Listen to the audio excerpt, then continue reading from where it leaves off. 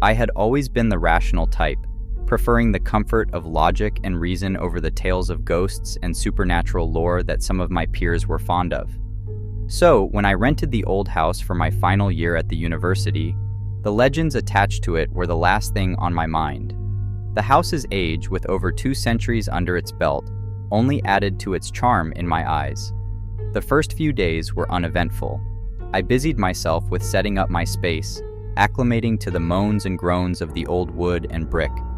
The house had an old-world charm that I appreciated. Antique furniture adorned the rooms, and faded portraits lined the corridors.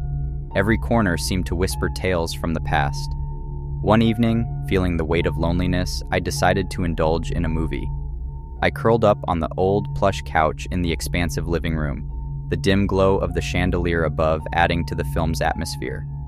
As the plot thickened and the suspense built, a gusty wind began to howl outside, making the windows shudder.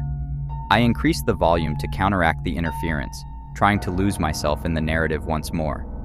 But then, above the cinematic score and dialogue, I heard something that sent chills down my spine. Footsteps. They were coming from the second floor. Torn between disbelief and growing unease, I muted the movie. The footsteps continued, deliberate and heavy. They seemed to be pacing, echoing through the vastness of the house. With my heart hammering in my chest, I approached the creaking staircase.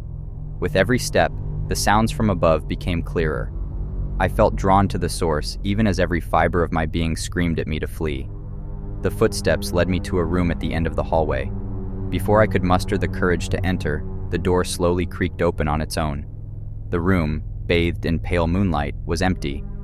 But the air was thick, cold, almost palpable, as if it was heavy with memories.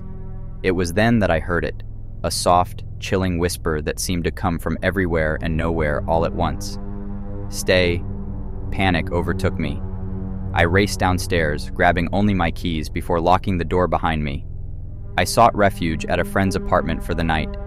The next morning, fortified by daylight and the company of friends, I returned to the house. Anna, a history major with a keen interest in local lore, immediately noticed the old portraits in the hallway. She pointed out a particularly striking photograph of a young woman. Her stern gaze, trapped in black and white, seemed to pierce right through us. "That's Emily," Anna murmured, her voice tinged with a mix of fascination and fear. "Legend says she died in this house a century ago. She was waiting for her lover to come back from war, a war he never returned from. They say she still waits, restless, wandering these halls." That was all I needed to hear. I moved out shortly after, finding solace in a modern apartment building, far from ancient hallways and whispers of the past.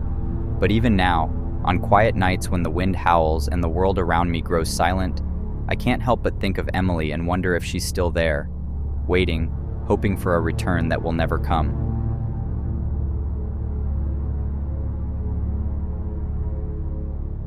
I had always been intrigued by mysteries, and Merrow's Point, with its enigmatic lighthouse, was the perfect canvas for my curiosity. The legend of the lighthouse was common knowledge in the town, a beacon that once guided ships away from treacherous shores, now abandoned after its keeper mysteriously vanished on a tempestuous night. The tales of ghostly apparitions were numerous, but I had yet to meet anyone who'd personally ventured inside. It was in the local tavern that I first heard a first-hand account. Meister Tiller, an elderly man with deep-set eyes and hands that told tales of hard work, spoke of the time when the lighthouse was still active. "It wasn't just any night," he began, voice rasping. "It was the stormiest night Merrow's Point had ever seen." He painted a vivid picture, howling winds, monstrous waves, and the lighthouse's beacon blinking erratically before being snuffed out entirely. The keeper, a man named Elijah, was never seen again, but his story did not end there. Elijah, according to Meister Tiller, was secretly in love with a woman from a nearby island. Lila was her name, and their romance was one of stolen moments. The ornate box I discovered in the lighthouse contained letters they had exchanged. Their words danced with passion and dreams of escaping societal constraints.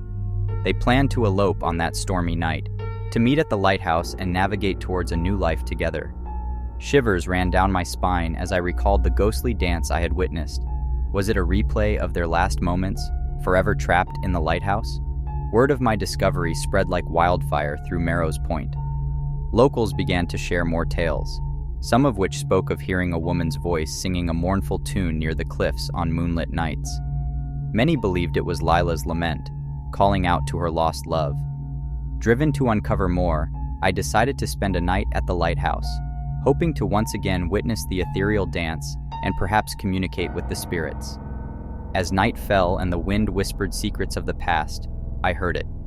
The soft, haunting melody of a woman in love and in despair.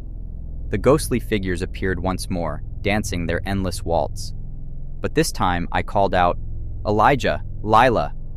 The figures paused, turning to me. Their eyes, though translucent, held depths of sorrow. In that moment, I felt a connection, an understanding. They were trapped, bound by their unfulfilled promise and undying love. I spoke gently, urging them to find peace, to let go of the world they once knew and sail into the vastness of the unknown together. As dawn approached, the spirits seemed to merge, becoming a radiant beacon of light. And then, with one final, brilliant flash, they disappeared, leaving the lighthouse bathed in a serene, golden glow. The townsfolk of Merrow's Point woke to find the lighthouse's beacon shining once again, its light unwavering and bright. Though I could never truly explain the events of that night, many believed it was Elijah and Lila's way of thanking the town, guiding ships safely once more. From that day forth, the lighthouse was no longer a symbol of loss and tragedy, but one of eternal love and hope. And while I eventually moved on from Merrow's Point, the tale of Elijah and Lila remains etched in my heart, a testament to love's power to transcend even the barriers of life and death.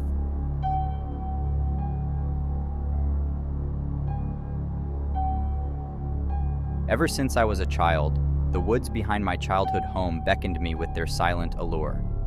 As I grew older, I spent countless hours wandering through the trees, becoming intimately familiar with every trail and thicket.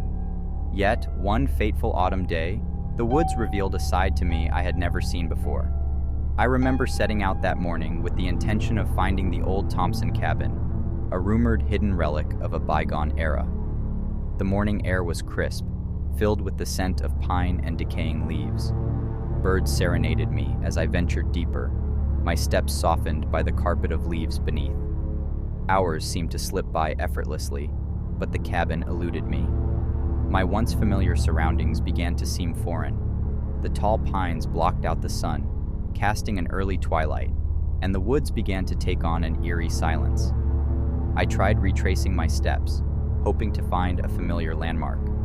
Instead, I found myself at the edge of a clearing I had never seen before, with an ancient-looking stone circle in the center. The stones, covered in moss, were placed meticulously, suggesting this was the work of human hands. Panic started to claw at me. How had I never come across this place before? As the sun dipped lower, shadows grew, playing tricks on my eyes. Every rustle of the leaves, every whisper of the wind began to feel like a lurking presence.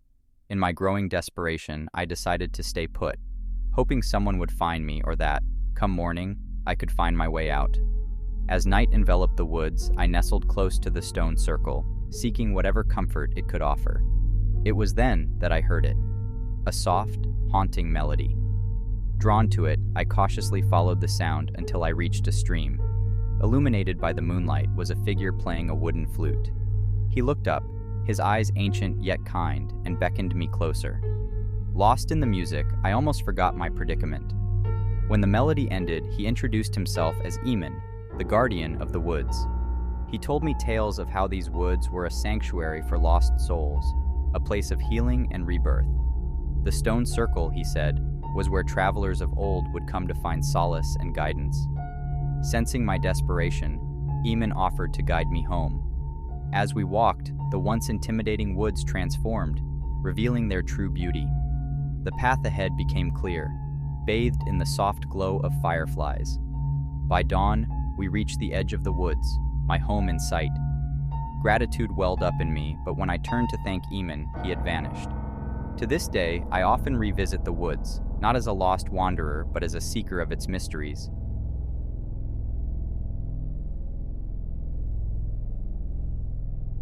Thank you for journeying with us into the realm of the unknown tonight. If you felt a shiver down your spine and want to dive deeper into the world of true horror, please give this video a thumbs up. Don't forget to hit that subscribe button and ring the notification bell. It's the best way to ensure you never miss out on our spine-tingling tales.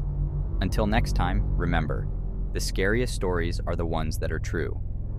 Sleep tight, brave souls.